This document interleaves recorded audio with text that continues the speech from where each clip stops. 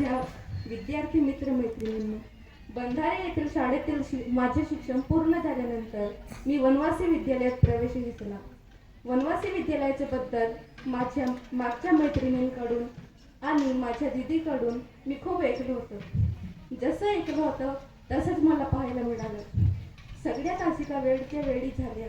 प्रत्येक विषयाचे पेपर सोडवून घेतले गेले. प्रत्येक शिक्षकांनी आमचे वर्ग शिक्षक भागवत सर यांना समजून सांगितले. मॅथ सारखा विषय परदेशी सरांनी सोपा केला. केमिस्ट्री, बायोलॉजी, इंग्रजी सारखे विषय हळूहळू का होईना पण समजू लागले. आणि माझी सर्वात जास्त रुची जर कोणत्या विषयात असेल तर ती मराठी विषयात. माझा स्वभाव भाषण करण्यासारखा आधीपासूनच नव्हता. स्टेजवर मला भीती वाटायची. इथे आलो आमचे शिक्षक सपकाळे सर वेगवेगळे स्पर्धांमध्ये भाग घ्यायला लावायचे, पण स्टेजला येऊन बोलणं मला खूप भीती वाटायची. म्हणून या 2 वर्षांमध्ये मी कुठल्याही स्टेजच्या कार्यक्रमावर येऊ शकले नाही. आज पहिल्यांदा माझ्या हातात माईक आहे. याचे सगळं श्रेय वनवासी विद्यालयाला आहे. ज्या वेळेस कथाकथन स्पर्धा, निबंध स्पर्धा आली, अक्षर चांगलं असल्यामुळे सपकाळे सरांनी मला प्रेरणा दिली. त्यावेळेस मला असं वाटलं आपण भाषण करू शकत नाही पण निबंध लिहू शकतो. सरांनी केलेल्या मार्गदर्शनानुसार मी प्रयत्न केले. मागच्या वर्षी नंबर आला पण या वर्षी नंबर येऊ शकला नाही. याची सर्वात मोठी खंत मला होती, कारण मी आदरणीय सपकाळे सरांना या वर्षी नंबर आणून दाखवण्याचे वचन दिलं होतं, पण ते पूर्ण करू शकले नाही. त्याबद्दल सपकाळे सरांची मी माफी मागते. त्यासोबतच वचन देते की पुढे कॉलेजात जाईन तेव्हा आपण दिलेल्या प्रेरणेनुसार मी नंबर आणून दाखवेन. निबंध लेखन स्पर्धेमध्ये ज्या वेळेस मी सहभाग घेतला त्यावेळेस निबंध लेखनाचे पाठांतर करण्यासाठी मी रात्री 1 वाजेला उठायचे. निबंध लेखनाचे विषय एक विषय 35 ते 40 वेळा लिहिला. प्रॅक्टिस केली, सरांकडून चेक केले. निबंध लेखन स्पर्धेत माझा क्रमांक येईलच असं मला वाटत होतं.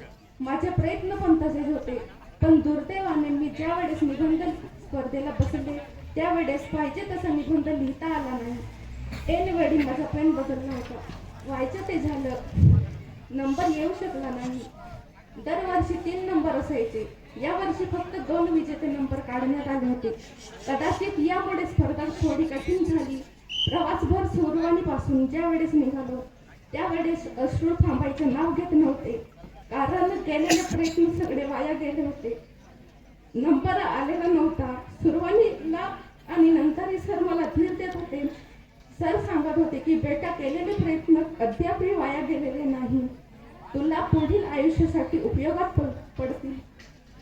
सरांचे डोळे पारण्याने भरले होते. सरांना दिलेले वचन मी पूर्ण करू शकले नाही. कदाचित सरांनी मला माफ केलं असेल. माझ्या केलेल्या प्रयत्नांपेक्षा सरांनी केलेले प्रयत्न मला आठवत होते. मी सगळं विसरू शकत होती, पण सर मनावर काय परिणाम करतील, सरांना काय वाटेल हा विचार करून मला जास्त रडू येत होतं. दुसऱ्या दिवशी सर भेटले. सरांनी सांगितलं, बेटा, या स्पर्धेपासून तू एक गोष्ट शिकू शकली. तुला रात्री 1 वाजेला उठून अभ्यास करता येते, तुला यशासाठी लढता येतं, तुला झगडता येतं, पराभव पदरी पडल्यावर रडता सुद्धा येतं. आणि हीच प्रेरणा आता मला बोर्डाच्या परीक्षेला कामा पडणार आहे आणि पुढील आयुष्यात कामा पडणार आहे. मी या शाळेला खूप मिस करेल. धन्यवाद.